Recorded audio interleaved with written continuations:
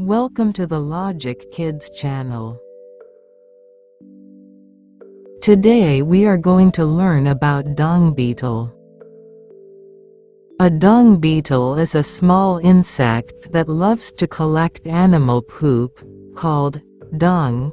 It rolls the dung into balls and pushes them to its home.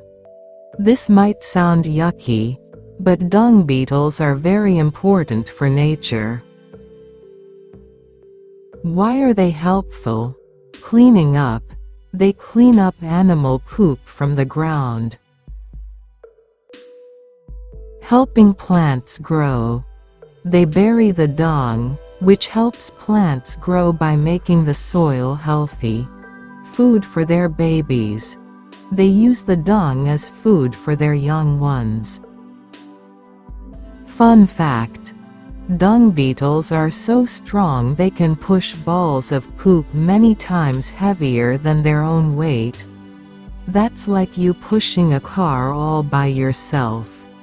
They are nature's little cleaners and hard workers.